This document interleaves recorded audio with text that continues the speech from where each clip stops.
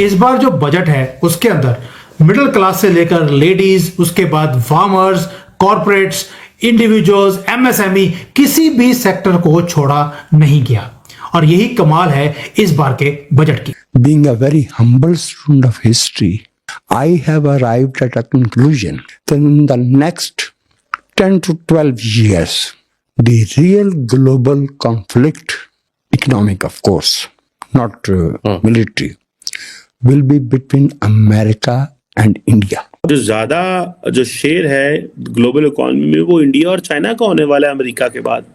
बाकी सारे तो पीछे आ जाएंगे, यूरोप, इनकी तो गेम ही खत्म हो रही है। इंडिया की तरक्की का राज क्या है? इतनी तेजी से इंडिया की इकोनॉमी ग्रो कर रही है, समझते बालातर है। मैं तो कहता हूँ कि इंडिया हमें एक झटके में खरीद ले।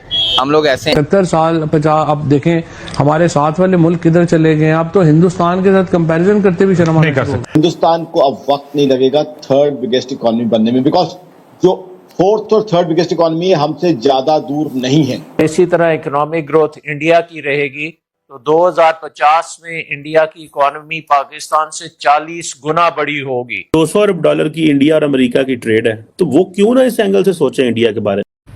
नमस्कार दोस्तों, चैनल पर आपका हार्दिक अभिनंदन है। दोस्तों, जैसा हम सभी लोग जानते हैं कि आज इंडिया ने अपना फुल फ्लेज बजट जो है फाइनेंशियल ईयर 2025-26 के लिए प्रेजेंट किया।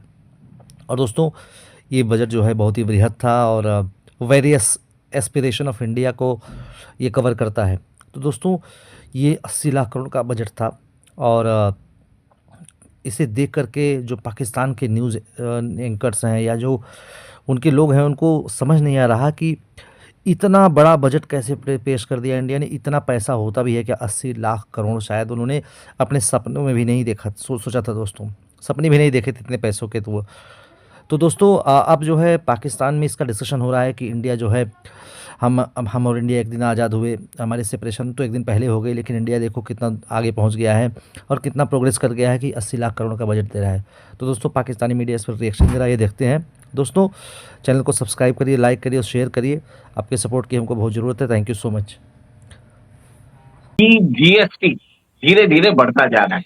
जो जीएसटी 2017 में चालू हुआ था, जुलाई 2017 में, जब मुझे याद है फर्स्ट कलेक्शन आया था 86 to 91,000 करोड़ ही आते थे।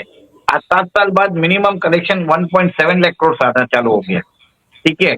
और पर्सनल इनकम टैक्स जो 2020 में मेरे ख्याल से 4.5 लाख करोड़ था, अभी अराउंड 11 लाख करोड़ आने लग गया है, ठीक है।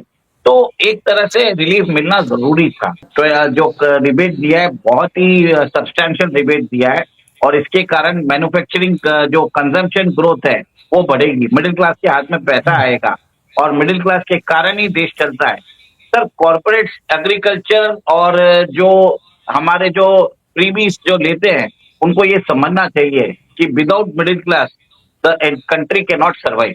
आज जैसे देखिए 25-26 में वो बता रहे हैं कि टोटल रेवेन्यू आएगा, रेसिप्ट आएगा, it will be 34 to 35 lakh crore. मतलब आपकी रेवेन्यू है 35 लाख करोड़, आपका खर्चा है 50 लाख करोड़, तो 15 से 16 लाख करोड़ का डेफिसिट रहना ही है। बट एक चीज नोट करिए, फिस्कल डेफिसिट जो 4.9% लास्ट ईयर बजटेड किया था, एक्चुअल में है 4.8% और नेक्स्ट ईयर इसको और कम करने का विचार है, इट विल बी 4.4%। तो एक तरह से देखिए मिडिल क्लास को एक तरह से उन्होंने बेनिफिट भी दिया, कंजम्पशन को भी बढ़ाएगा, उनके हाथ में पैसा भी आएगा और पैसा आने से सारी all round growth in the economy आने वाला है। क्योंकि भारत के जैसे चाइना के अंदर एक्सपोर्ट नहीं करे तो चाइनीज इकोनॉमी कोलैप्स हो जाती है, ठीक है, आप भी मानते हैं। और भारत के अंदर आप कंजम्पशन नहीं करने दोगे तो भारत की इकोनॉमी बढ़ जाएगी। तो फाइनेंस मिनिस्टर ने वही काम किया जो हमने हमेशा बोलते आ रहे हैं कि मिडिल क्लास के ऊपर एक्सेस बर्डन दिया हुआ है, जो इस बार सब्सटेंशियली रिमूव कर दिया है। This is a very good step done by the finance minister. Second, बहुत सारे टैक्स प्रोविजन है टीडीएस के, जैसे उन्होंने किया है, जो आप रेंट भरते हो, पहले जो लिमिट थी 2,40,000 तक आपको टीडीएस भरना था, वो हटा दिया है, वो अब कर दिया है उसको 6 लाख। मतलब आप समझ लीजिए अगर कोई ऑफिस 30,000 का रेंट भरता है तो हर महीने उसको 3,000 रुपए जो जिसको मिलता था, जैसे आप लैंडलॉर्ड हो, उसको आपको 30 के बदले 27,000 मिलता था, अब आपको पूरा 30,000 मिलेगा। एक बात अब जो मैं ये यहाँ से ऑनवर्ड मैं चाहूंगा कि आपकी इस पे तवज्जो हो। Ali Warsi being a very humble student of history, I have arrived at a conclusion that in the next 10 to 12 years, the real global conflict, economic of course, not military, will be between America and India. Not China and India, as people are, not China and America. People are envisaging a conflict between China and America. China will remain there, of course, with its volume. आप और मैं जब पैदा हुए थे, बल्कि जब मैं पैदा हुआ था या उसके थोड़े देर से बाद, आपको याद है एक इकोनॉमिक पावर होती थी जिसे जापान कहते थे जी, नंबर 2 थी, नेक्स्ट ओनली टू अमेरिकन। अब मेरे ख्याल में 7वें या 8वें नंबर पे जी, ऐसे ही है, ठीक। और ये जो 2025 शुरू हुआ है, इस 2025 में to the best of my calculation, India will get beyond both Japan and Germany and will be the third largest economy in the world. और इंडिया का सही मानों में इक्तिसादी जो मुकाबला है वो अभी तो फासला बहुत है ना, एक तरफ 29 खरब की इकोनॉमी है, एक तरफ 4 की है, बिल्कुल बिल्कुल बिल्कुल, लेकिन इसको बदलने में 10 बरस लगते हैं। चाइना को भी इतनी लगे, लेकिन चाइना में अनप्रेडिक्टेबिलिटी की जो सिचुएशन पाई जाती है वो इंडिया में नहीं है।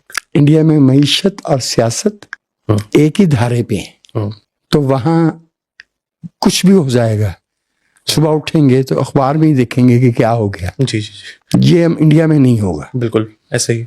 उनके पास 72 बरस का रेगुलर स्टेबल डेमोक्रेटिक एक्सपीरियंस, वो बहुत बड़ा एक्सपेरिमेंट हुआ है जी, वो दुनिया की सबसे बड़ी आबादी का डेमोक्रेटिक एक्सपेरिमेंट है।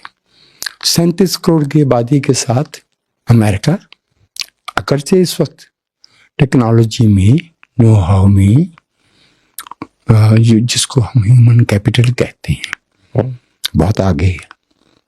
और इंडिया की आबादी एट द मोमेंट तो खासी लाइबिलिटी है जी, क्योंकि फर्क बहुत है अमीर और गरीब में। लेकिन ये नहीं भूलिए कि $2000 की नफसियाती हद पर कैपिटा इनकम में पार कर चुके बिल्कुल, ठीक है।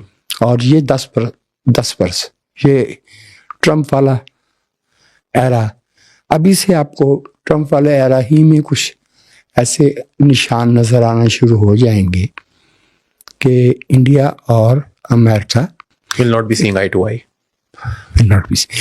अच्छा, उस वक्त हमें पता चलेगा कि हम जो 2 बड़ी ताकतों में बैठे थे और एक ऐसी ताकत को से हम आगोश होने की कोशिश कर रहे थे जिसके साथ हमारा सकाफती, तारीखी, सियासी, अदबी ताल्लुक बहुत कमज़ोर है, और दूसरी तरफ वो ताकत है जिसके साथ हमारा 1000 बरस का साथ चलने का बिल्कुल तजुर्बा है। मैं और आप जो है वो इंडिया के नक्शे को हाथ की पुष्ट की तरह ऐसे ही जानते हैं जैसे पाकिस्तान को जानते हैं। बिल्कुल, हमें वहाँ की टोपोग्राफी तक का पता है, हमें वहाँ के मुख्तलिफ इलाकों के मौसम तक का पता है, लहजों का पता है। 10 बरस बाद अगर हम वो ट्रेन आज मिस करते हैं तो हमें बहुत कॉस्टली पड़ेगी।